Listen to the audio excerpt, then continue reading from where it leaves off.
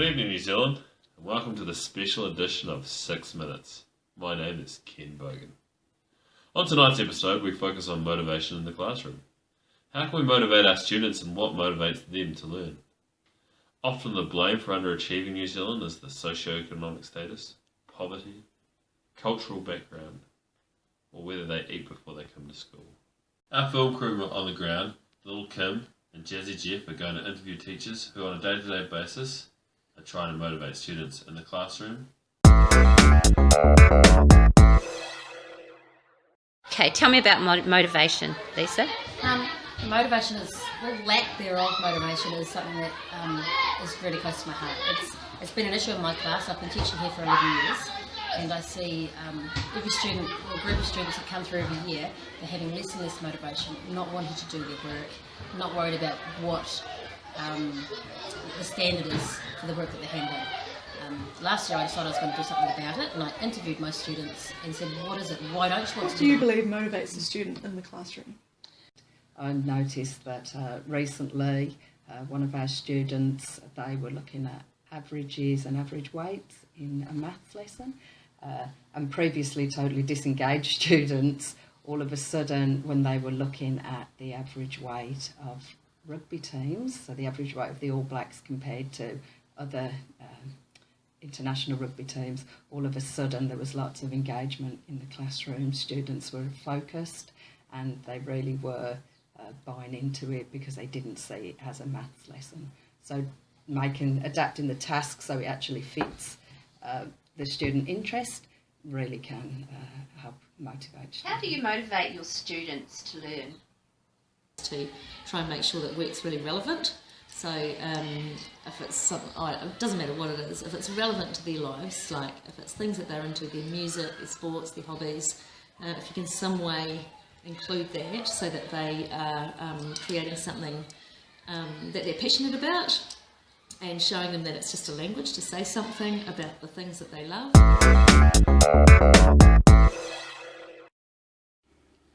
Parker Palmer describes good teachers as possessing a capacity for connectedness, the ability to make complex connections between their subjects, their students and themselves, but ultimately in a way that allows students to make their own connections to their own world.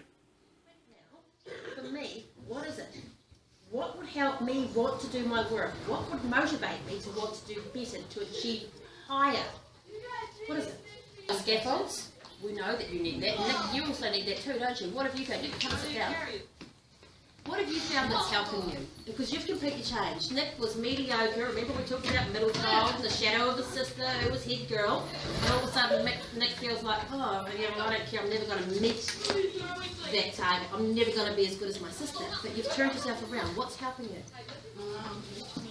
Someone actually cares, like, in all the other classes, like, just because I wasn't good at it, no one really cared.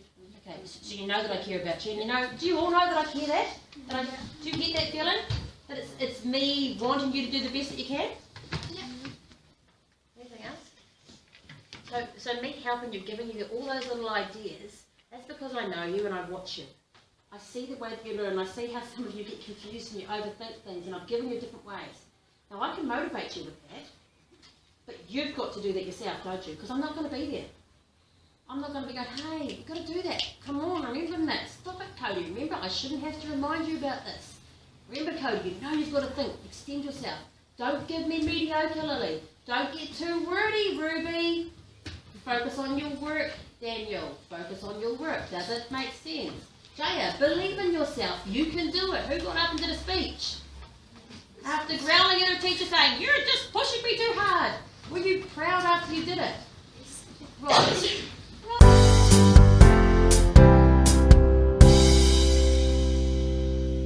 What role does the teacher play in improving or enhancing your motivation to learn? I think when you have like a good relationship with your teacher, like you want to kind of do well for them, like not really like let them down. So like for me, I've had teachers like for instance like Mr. Wright, who else? Mr. Beebe last year, I like him.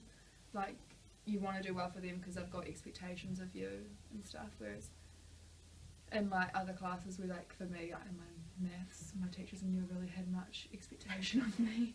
So I've never really tried to like better myself because you don't think you can do it, so you don't like. Does that make sense? It's pretty much the same for me. Like I've always kind of tried in PE because my teachers always push me because they know that I can do well in that subject. But whereas when I'm in like literacy subjects like English, I'm pretty bad at that. So they're just like, try and get achieved in this. I'm like, okay. So yeah, that's me pretty much. But yeah, Mr. Chips, I've always wanted to do well for him because he makes the lessons fun, so it makes me want to learn and want to. Bandura has found when a learner has had success at a task, their self-efficacy is likely to be influenced in a positive way, therefore increasing their motivation. So what are some strategies that you use to motivate your students to learn? Try to make learning fun so that they really enjoy what they're doing and want to participate.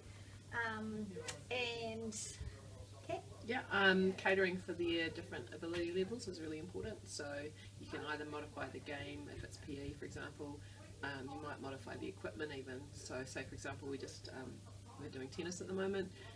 If they're having difficulty with the rackets, we've got some short-handled ones that they can use so that they can get a bit more success. So it's really important that they experience success in order to be motivated to carry on doing what they're doing.